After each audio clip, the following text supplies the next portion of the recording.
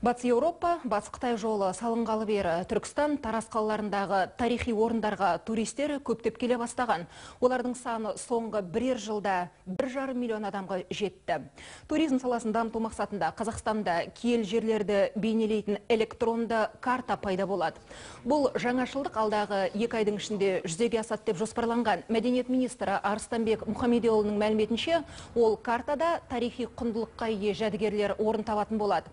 Осы қадам арқылы саяхаттаушылар санын одан әрі арттыруға болады. Және бұл тарихи орындарға жақын аумақтағы елді мекендердің логистикалық ахуалын жақсартуға мүмкіндік береді. Біз неге туризмді дамытуымыз керек? Егер туризм сол жаққа келе бастаса, әрине жол жөндеуге де мүмкіншілік бар. Шалғай жерлерге, Баянауыл, Ұлытау, Берел соларға барып жатса, содан түскен қаржы да әрине жолға жұмсалар еді. Алдағы уақытта дәрі-дәрмек бағасы республиканың барлық аймақтарында біркелкі болады деген жоспар бар. Бұл туралы денсаулық сақтау министрі Елжан Біртанов айтты. Ендігі жерде тасымал шығынын сылтауратып, дәрі бағасын шамадан тыс арттыру деген болмайды. Яғни препараттар құны алыс жақын 9 шет мемлекетпен үнемі салыстырылып отырмақ. Сондай-ақ министр міндетті медициналық сақтандыру жайына тағы тоқталды.